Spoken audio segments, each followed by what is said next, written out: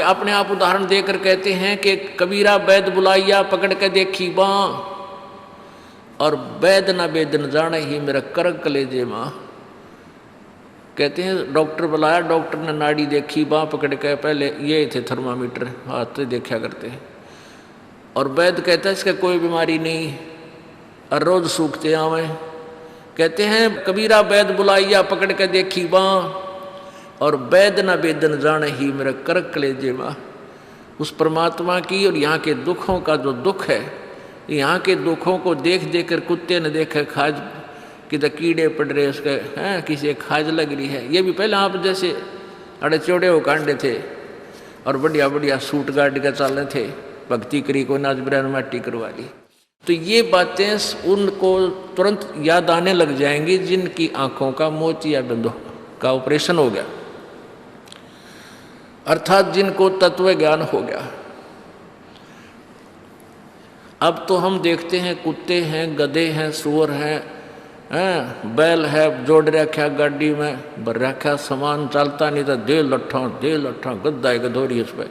तो हमने सोचा ये तो ऐसे बनते रहेंगे और हम ऐसे ही मनुष्य बने रहेंगे। काल ने ऐसी बुद्धि भ्रष्ट कर रखी हमारी, क्योंकि ज्ञान है नहीं। ज्ञान हो तो हम ये नहीं सोच सकते, क्योंकि यहाँ तो प्रत्येक प्राणी का अपना किया कर्म इसको मिलेगा। आज मनुष्य है, भक्ति ठीक की नहीं तो अगली योनियों अन्य प्राणियों की योनियों में जाएगा ही जाएगा। तो फिर ये बातें, यहाँ का यो कष्ट, किसी की किसी का हाथ कट रहा, किसी की टांग कट गई, कोई अंधा हो रहा, किसी का बेटा मर गया, किसी की बेटी मर गई, एक परिवार में 2-2 3-3 इकट्ठे मृत्यु हो रही है। अब उस परिवार के स्थान पर आप अपने को सोचकर देखो जो जश्न मनाने की तैयारी में है, तो फिर ये बकवादें अब पलट जाएंगी। 90% जो हम वेस्ट करते हैं अपना समय इस पेट के लिए और इस संसारिक इन बकवादों को जोड़ने के लिए, ये 90% अपने आप शांत हो जाएगी। ना दहेज लेंगे ना देंगे। किसी के 2 कन्या हो जाती है, उसको नींद आनी बंद हो जाती है। ऐसा हमने अपने आप एक मकड़ी वाला जाल फैला के आप फंस बैठे उसमें दहेज के चक्कर में, क्योंकि हमें ज्ञान नहीं। हम किसी से आज पैसा लेते हैं, अगले जन्म में वो पैसा वापस देना पड़ेगा। किसी ने मान ले किसी को दबाव देकर दहेज का पैसा ले लिया, या वैसे 2 नंबर के काम करते ले लिया, लेकर दिया नहीं, अगले जन्म में वो पूरा करना पड़ेगा। किसी का गधा बनकर देना पड़ेगा, किसी का भैंस बनकर देना पड़ेगा, और या फिर अगले जन्म में वो दामाद बन के ले जाएगा जिसको आज तुम दामाद बन के ले रहे हो। तो इस पंगे में अनजान व्यक्ति दिया करे। परमात्मा ने जो आपको देना है वही देना है, आपके प्रारब्ध में लिख रखा है। उसमें आप अगर फेरबदल करने की चेष्टा करोगे दूना दुख उठाओगे। फेरबदल भी परमात्मा ही कर सकता है। शास्त्रविद अनुसार साधना करने से आपके भाग्य में ना होगा वो पुण्य, और परमात्मा करवा कर या अपने कोटे से देकर आपको यहाँ होटल वाली सुविधाएं अवश्य देगा, पर अधिक नहीं मांगनी चाहिए। तो ऐसे नानक साहब जी से किसी ने प्रश्न किया, क्योंकि नए नए भक्त बहुत जाते रहते हैं। कहते हैं हे गुरुदेव, हे परमात्मा, आप हमें कभी खुश नज़र नहीं आते, आप खोए खोए से रहते हो। तो नानक साहब जी कहते हैं भाई क्या बताऊं। कहते हैं ना जाने काल की कर डारे, और किस विध ढल जा पासावे, और जिनाते सरते मौत खुड़क दी उन्होंने केड़ा हासावे। कि 1 सेकंड का पता नहीं यहाँ के बिजली गिर जा और कहाँ गिर जा। जैसे सन 2000 की बात है, पूरा भारतवर्ष गणतंत्र दिवस 26 जनवरी मना रहा था। उधर से गुजरात के अंदर एक जबरदस्त भूकंप आ गया। लाखों व्यक्ति अपने ही मकानों के नीचे, जो 3-3 4-4 मंजिल के सारा जीवन पीढ़ी 2 पीढ़ी लाख का बनाकर उसमें जश्न मना रहे थे, उन्हीं के नीचे दब के और लाखों व्यक्ति मर गए। सुबह सुबह का समय, छुट्टी का दिन, और सारे घर में सेट थे। काल ने किसा दाव लगाया। तो यहाँ परमात्मा कहते तुम तो बालक हो, बालक कति डरते नहीं जरा से भी। डर जब हो जब आपको ज्ञान हो, और ज्ञान हो सत्संग से। सत्संग मान का समय नहीं कि तो और बकवाद हो रही हो देख लो दुनिया इकट्ठी हो जा। और यहाँ कितने भक्त आ पाते हैं, जो आ पाते हो बहुत महान और पुण्य आत्मा है, उनके पिछले संस्कार इतने ज़बरदस्त हैं कि उनको प्रेरित करके लाते हैं, परमात्मा की रजा होती है उनके ऊपर। तो क्या बताते हैं, न जाने काल की कर डारे और किस विध ढल जा पासावे, और जिना ते सरते मौत खुड़क दी उन्होंने केड़ा हंसावे। अब फिर पूछते हैं क्या प्रभु आप सदा ऐसे ही रहते हो? प्रश्न किया किसी ने नानक जी से। नानक साहब ने कहा कि भाई मुझे भी खुशी होती है, लेकिन वो खुशी हम ऐसे प्रकट नहीं करते जैसे अनजान लोग करते हैं, नाचे कूदो या हा हा हा दांदरे कर। नहीं, अंदर ही होता रहता हमारे जो कुछ होता है। कहते हैं साध मिले साड़ी शादी होंदी, साध मिले साड़ा शादी होंदी, और विछड़ जा दिलगीरी वे, अखदे नानक सुनो जिहाना मुश्किल हाल फकीरी वे। कि तुम भक्तजन जब आते हो मेरे पास सत्संग सुनने के लिए, और जो उपदेश ले चुके हैं, और फिर वो सारे के सारे रह रह कर मेरे पास आ रहे हैं, तो मुझे बहुत खुशी होती है। उस दिन हमारे विवाह होता है, शादी होती है, समागम होता है, चहल पहल होती है। और जब तुम चले जाते हो, विछड़ जाए दिलगीरी वे, तुम चले जाते हो जब मुझे दुख होता है। क्यों होता है कि तुम काल के उसमें पहुँच चले जाते हो, क्योंकि भक्त कम होते हैं और काल प्रेरित व्यक्ति ज़्यादा होते हैं। मुझे ये डर लगा रहता है कि कहीं ये भोली आत्मा उन काल के दूतों का ना फंस जा, और उनकी बातों में आके भक्ति ना छोड़ दें, इनकी दुर्गति ना हो जा। जब तुम ठीक ठाक वापस आ जाते हो सभी, तो मेरी आत्मा खुश होती है। उस दिन मेरी खुशी का कोई ठिकाना नहीं होता, लेकिन वो होती है अंदर ही अंदर, लोग दिखावा नहीं होता। साध मिले साड़ शादी होंदी, और विछड़ जा दिलगीरी वे, अखदे नानक सुनो जिहाना मुश्किल हाल फकीरी वे। भाई कहते हैं भक्ति करना बहुत मुश्किल है। मुश्किल इन काल के दूता ने बना दी, जनता ज्ञानहीन कर दी। जो भक्ति नहीं करते वो तो सीधे काल के जाल में हैं ही। जो भक्ति करने की चेष्टा करते हैं तो किसी का तो पति लाठी ठाए पाओगा, तो उसके पति ने कोई और इंजेक्शन ला जाएगा। यो क्यों होया भाई, हम भी तो नाम ले रहे हैं, हम वहाँ जाते हैं, हम तो 6 महीने साल में कभी कभी जाते हैं, और आप कहते हैं 10वें दिन भाग लेते हैं। तो भगत ने नाम ना ले रखा तो वो परेशानी पैदा करेगा ही करेगा। किसी की पत्नी ने नाम नहीं ले रखा, भगत ने ले रखा है, तो वह सींग पिनाए पावेगी। किसी के कहने सुनते जानते क्या सुनी घर में होगी।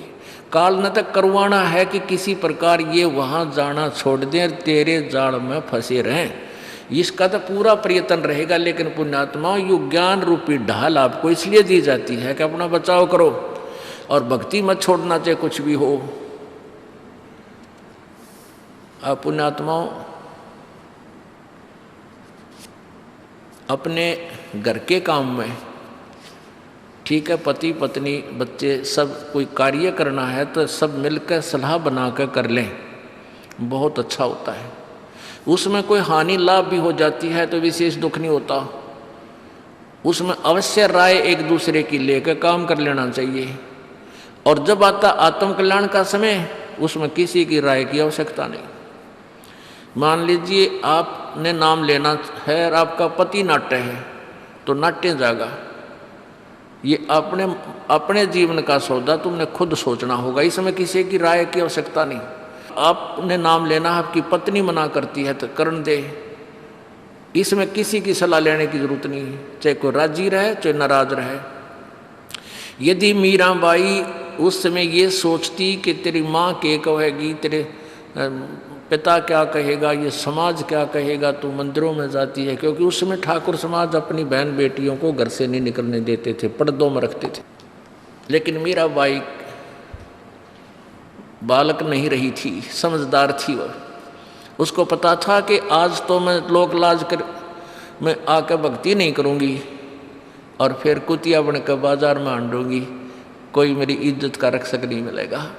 तो ये ज्ञान से ही ऐसी दृढ़ता आती है। संघर्ष किया और सफल हुई, क्योंकि मालिक के नाम पर जो संघर्ष करते हैं सच्चे दिल से हृदय से, उनकी परमात्मा मदद किया करता है। ये पिछले इतिहास देख लो। क्या बताते हैं? मात पिता सुत स्त्री आलस बंधु कान, संत दर्श को जब चले ये अटकावे आण। मात पिता सुत पुत्र को कहते हैं। स्त्री जैसे कोई बालक हैं 15, 16, 10 वर्ष के, वो माता पिता के अधीन होते हैं। और बच्चे का समझ में आ गई और माता पिता मना करते हैं तो उनके अधीन है वो। और बच्चे जवान हो गए, बूढ़ा बुढ़िया का समझ में आ गई, फिर वो बालक बाधा करेंगे, वो रोकते टोकते हैं। तीसरा दिन चल पड़ते हो, किराया कितने नामा फलाना है, यानी कुछ ना कुछ बाधा कर सकते हैं। किसी का पति बाधा कर सकता है, किसी की पत्नी बाधा कर सकती है। जब भक्ति की तरफ अग्रसर होता है या सत्संग में आने की तैयारी करता है। या फिर आलस बंधु कान, आलस माने आप ढीले गोडे छोड़ दे, फिर देखांगे इबका नहीं जाता, सर्दी घनी है, गर्मी घनी है। और या बंधु कान, लोक लाज, इनके कारण ये है भक्ति में बाधक। अब क्या बताते हैं परमात्मा? मात पिता सुत स्त्री आलस बंधु कान, संत दर्श को जब चले ये अटकावे आण। इनका अटकाया अटके नहीं, और संत दर्श को जाए, कह कबीर सो संत है आवागमन नसावे। इनका अटकाया अटके नहीं, और संत दर्श को जाए यानी सत्संग में अवश्य जावे, कह कबीर सो संत है आवागमन नसाए, उसका कल्याण होगा। आज मीराबाई जी का कितनी श्रद्धा और आदर के साथ नाम लिया जाता है।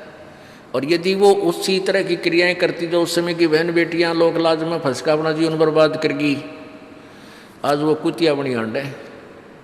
परमात्मा कहते हैं नकबे सर नकबे बनी वह पैर थी हार हमेल, और सुंदरी से वह कुतिया बनी सुन साहिब के खेल। बीबी पड़दा रहे थी डोडी लगे थी बार, अब गा तो गाड़े फिरती है बन कुतिया बाजार। वो पर्दे की सुंदरी सुनो संदेशा मोर, इब गा तो गाड़े फिरती है वो करें सरायों शोर। अब जो डोडी पर्दे जिनका लग गया करते, पर्दे में रहा करती थी, जो अपने आप को ऊंच घरों की बेटियां बहू कहा करती थी, उनका सत्संग की छीट लगी नहीं, करते बाहर निकली नहीं। पूर्व जन्म की पुण्यात्मा थी, उनको कोई रानी बन गई, कोई महारानी बन गई, कोई अच्छे घर में जन्म, इस मायाधारी मस्करिया का जन्म हो गया। और वो भगवान से दूर रहने के कारण फिर अगले जन्म में कुतिया की योनि पाती है। तब तो पर्दों में रहती थी, उंगली भी ना दिखने देती, किसी बाहर कहीं हमारी बेइज्जती ना हो जा, मेरी पत्नी जो है सत्संग में चलेगी तो इज्जत का नाश हो जाएगा। और वह इज्जत फिर उगाड़ी अंडा है कुतिया बन कर। कहते हैं नकबे सर नकबा बनी पैर थी हार हमेल, 1-1 लाख के गहने पहरा करती, आज वो सुंदरी से कुतिया बनी देख साहिब के खेल। तो पुण्यात्मा ये इन बातों से डर लगना चाहिए। इन बातों से डर लगने लगेगा, मालिक में रुचि बनेगी और भजन करने को दिल करेगा। और ये लोग दिखावा जो ड्रामा है, नाचा कूदी, ये बकवाद मन में आवे को नहीं। ये कहने की आवश्यकता नहीं पड़ा, दास ने कैसा मत करियो। हाँ कहना तो पड़ता है एक बार बालक को, कुछ दिनों के बाद फिर आपकी रुचि ना बढ़े। इतना तो इस दास को विश्वास हो गया है कि परमात्मा के बच्चे भगवान को पहचानने लग गए, क्योंकि अब शिक्षित समाज है। आपको नाम दिया जाता है, नाम देने से पहले सब नियमों से परिचित कराया जाता है। और हमने ये पुस्तक बनाई है भक्ति सौदागर को संदेश। इसके प्रथम अध्याय में ही हमने नियमों का पूरा विस्तार से विवरण दिया है कि कोई भी पुण्यात्मा इस आश्रम की तरफ आएगा तो पहले तैयार होकर आवे। पहले क्या होता था कि भक्तजन समझाते थे नाम ले लो तुम्हारा कल्याण हो जाएगा, बड़े सुख होते हैं। यहाँ आ जाते थे उपदेश लेने, और यहाँ आकर के यहाँ पर उनको लिस्ट दिखाते थे ये नियम निभाने हैं, तो भाग जाते थे कि नहीं हमारा भी ये नियम नहीं नंबर। क्योंकि वो उल्टे रंग में रंगे हुए वो सारे। तो अब उनको पहले ये लिख कर दे दिया कि तुम तैयार होकर आ जाना, तुम्हारा मन मानने तो आना, क्योंकि कल्याण होगा इस मर्यादा में रहने से। तो अब ये दास देख रहा है कि अब कितना डर लगता है बहन बेटी भाइयों को, बच्चों को। अब वो कहीं, क्योंकि समाज हमारा जो है सारा का सारा समाज काल प्रेरित है, उन्हीं क्रियाओं को कर रहा है जो ना करने वाली होती हैं। और हमारा भक्त एक घर में एक व्यक्ति ने नाम ले लिया और 5-6 व्यक्ति वो सारे शास्त्र विरुद्ध साधक हैं, तो उनके साथ संघर्ष बनता है बेचारे का जा करके। फिर भी वो इतना दृढ़ है, डरता है, आकर पूछता है जी मेरे पे ऐसी गलती होगी, मेरा नाम तो खंडनी हो गया, आगे से नहीं करूँगा। तो कहने का भाव ये है कि पहचानने लग गए तुम परमात्मा को और संघर्ष करना सीख गए, आप सफल होगे, देख लेना एक दिन। ये नाखून पालिश लगाते हैं, ओठों पर इसी बूंदी शक्ल बना लेते हैं, लाल वो लगा कर लिपस्टिक, इतना बेहुदी शक्ल बन जाती है। कहते हैं अब ऐसी मर्यादा बन गई, बहन बेटियां कहते हैं कि हम ऑफिस में जाते हैं तो ये लिपस्टिक वगैरह नहीं लगाते, नेल पेंट नहीं लगाते, तो क्या कहते हैं उस दूसरे कि तुम्हारे घर में कोई मर गया क्या? अरे थारा गजब भैया, ये बकवाद करने तो सारे जी जाओगे तुम, अकल खत्म होगी। यानी एक मर्यादा बन गई, जो ऐसे उल्टे काम ना करे उसने हे समझन लागे। निरंजन धन तेरा दरबार जहाँ तनिक नहीं न्याय विचार, सारे उल्टे काम में राजी रहे। लेकिन हमारी बेटियां अब संघर्ष करती हैं कि हाँ उनको ज्ञान हो गया, वो तो बालक हैं, कुछ भी कह सकती हैं। तो अब हम सबको बताते हैं ये ऐसा नहीं करना, क्योंकि पहले हमारा ज्ञान गांव में ज़्यादा चला था। इस दास ने गांव में जाकर प्रचार किया, तो वहाँ तो ये था को ना लिपस्टिक का फंड था, ना कोई नाखून पालिश लाया करती, मेहंदी मुंदी ला लेती, तो यार वो भी मना कर दिया हमने, समझा दिया कि इसका कोई फ़ायदा नहीं है, अपना भक्ति करो। तो वो तो सब एक साधारण सी बात ही छोड़ छाड़ दी। अब शहरों में फैल गया परमात्मा का जो ज्ञान है। अब शहरों से जो बेटियां आती हैं वो सारे तो नाखुना निशी बुरे हाल तो सनाए पाओगी। और इधर बिहार में तो और बेगन हो रहा है, कति बुढ़ी बालक सारे लाल ये नाखुना न कति न कुसूती तरह पेंट करके लाओगे, न चमकान दे। अब इनको समझाना पड़ता है कि ये नहीं करोगे तो मान जाते हैं कि नहीं आगे नहीं करेंगे हम, क्योंकि इनकी आवश्यकता भी क्या है। भगवान ने तो कितने सुंदर नाखून पहले बना के दे रखे, इन पर क्या फायदा और बकवाद करने की। तो मालिक ने जो अंग दे रखे हैं वो बहुत अच्छे बना कर दे रखे हैं, इसमें हमको फेरबदल करें, ये हमारी वो लोग दिखावा मेकअप है, इसकी हमें आवश्यकता नहीं। अब तो हम आपको बता रहे हैं, समझा रहे हैं पहली बार, फिर आप पे सियाने हो जाओगे, आपकी अब पर रुचि ना करे। जैसे नानक साहब कहते हैं, ना जाने काल की कर डारे किस विध डल जा पासा वे, जिना के सरते मौत खड़क दी उन्होंने के डांस आवे। अब प्रसंग था कि साध मिले साड़ी शादी होंगी और विछड़ जा दिलगिरी वे, अख दे नानक सुनो जहाना ये मुश्किल हाल फकीरी वे। तो नानक साहब क्या बताते थे कि तुम जाते हो यहाँ से सत्संग सुनकर, और वहाँ आप ऐसे समाज में जाते हो जो सब काल प्रेरित होकर के वो साधनाएं, वो क्रियाएं, वो ड्रामाबाजी करता है, जिससे मुझे डर लगा रहता है कि कहीं आपकी क्रियाएं भंग ना हो जाएं और आप काल के मुंह में चले जाओ। जब तुम वापस आ जाते हो तो मुझे बहुत खुशी होती है कि परमात्मा के बच्चे काल के जाल से बचे हुए, तो उस दिन खुश होता हूँ मैं। और तुम चले जाते हो तो मेरी एक तो वो ज्ञान कि यहाँ काल का लोक है, ना जाने कब जाना पड़ जावे, इस कारण से डर से अपनी भक्ति करता रहता हूँ। और एक तुम्हारी भी चिंता खाती रहती है कि कहीं काल के जाल में ये बालक फिर ना फंस जाएं। तुम वापस आ जाते हो एज इट इज़, तो फिर मेरी खुशी का ठिकाना नहीं रहता। साध मिले साड़ी शादी होंगी, साध यानी साधु संत, ये भक्त आप साध हो, साधु माने जो साधना कर रहा है, और साधु सोए जो सीधा चाल है, यानी जो और लोग दिखावा बकवाद नहीं करता, शराब मांस तम्बाकू नहीं पीता, और मेकअप वगैरह शरीर के वापस जरूरत नहीं। कहते पति भरता भावानी चोम चटक श्रृंगार, जो पति भरता यानी जिसने केवल अपने पति से ही लगा हुआ है, फिर उसने बकवाद करने की क्या आवश्यकता है। तो कहने का भाव यह है कि हम सच्चे ढंग से जब लगेंगे फिर हमने अब पे इच्छा ना हो किसी वस्तु की। परमात्मा कहते हैं इस काया का गर्व ना करियो के काला के गोरा रे, और बिना भजन इसका कुछ काम ना आवे, चाहे एतर छड़को चारों ओरा रे। ये शरीर क्या है, ये गोरा दिखा है चाहे काला किसी का, इसने थोड़ा सा छोल के देख लो, एक जैसा कुबाड़ सब में भरा पड़ा है, या ऊपर पालिश का फर्क रखे, और इससे नाम अच्छा बूंदा मान लेते हैं। नहीं, ये चाहे काला है चाहे टेढ़ा बेढ़ा है, चाहे किसा है बूंदा काना लंगड़ा है, इसमें जब भक्ति कर गया वो सफल है, और इस मेकअप में लग गया रहा वो असफल है, चाहे वो कितना सुंदर दिखता हो। तो पुण्यात्मा परमात्मा कहती ये मिट्टी है, इस मिट्टी से हमने लाभ उठाना है, इसे सोना बनाना है, भक्ति रूपी धन कमाना है, तो इसी से कमाया जाएगा। अब प्रसंग है कि झूठे सुख को सुख कहे, ये मान रहा मन मोद, ये सकल चबीना काल का, कुछ मुख में कुछ गोदी। अब परमात्मा आप बताओ, मैं आकर के बोली आत्मा हमें जगा रही है, हमने काल के कुएं की भांग पी रखी है, यहाँ की मान बढ़ाई और इस माया की। कबीर परमात्मा कहते हैं कबीर ये माया अटपटी या त्रिगुणमयी माया, ब्रह्मा विष्णु महेश के द्वारा जो हमारे अंदर प्रेरणा कर रखी है, त्रिगुणमयी माया के विषय बता रहे हैं। कबीर ये माया अटपटी सब घट आण अड़ी, किस किस को समझाऊं ये तो कुएं भांग पड़ी।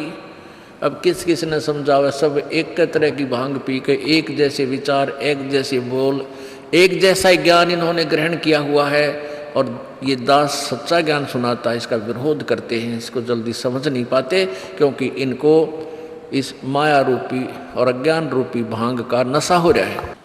तो परमात्मा कहते हैं कबीर ये माया अटपटी सब घट आण अड़ी, और किस किस न समझाऊं या तो कुएं भांग पड़ी, यानी सब ने एक जैसा ही ज्ञान ग्रहण कर रखा है, सबके एक जैसे विचार हैं। अब झूठा सुख कौन सा है, इन कार कोठियों को हम अपना मानते हैं, संतान संपत्ति को अपना मानते हैं। इसका उदाहरण आपको दे दिया। परमात्मा कहते हैं राम नाम कड़ुआ लगे और मीठे लागे दाम, दुविधा में दोनों गए भाई, माया मिली ना राम। माया तो मिले को नहीं, यानी मान लीजिए आपके पास अरबों संपत्ति अरबों हो भी गई, तो वह तेरी नहीं, आपको 2-4 रोटी सुबह 4 रोटी शाम में, और 1 वर्ष में गणे 4 कपड़े कुर्ते पजामे बहुत, 1 वर्ष में खत्म। अब पाटे को नहीं, ऐसा ही काम रह रहा आजकल, और 2 जोड़ी चप्पल कुर्ते जूते, और 1 खाट का स्थान, 1 चारपाई आ जा, गणी 2 आ जा, जितने एक परिवार एक व्यक्ति को 1 चारपाई। कहने का भाव यह कि ऐसा सीमित सा मकान, इतने की आवश्यकता आपको है, और बाकी पैसा आपके पास उसने के सिर में मारोगे, क्या करोगे उसका? अब या तो कि तो बकवादा में लावेगा, कि तो शराब पीवेगा, कि तो और कोठी खरीद कर गिर देगा, उस पर कोई कब्जा कर लेगा, फिर लट्ठम लट्ठा मुकदमे होंगे, या कोई ले लेगा रिश्तेदार या कोई मित्र बन कर फिर देखो ना, फिर खेचा तानी रात ने नींद आओ ना, वह रखेगी बगन में पात्रे, वो माया तने जीर्ण नहीं दे। और माया तो परमात्मा कहते हैं इस जीव की सबसे बड़ी शत्रु है, जो भगवान से दूर करे।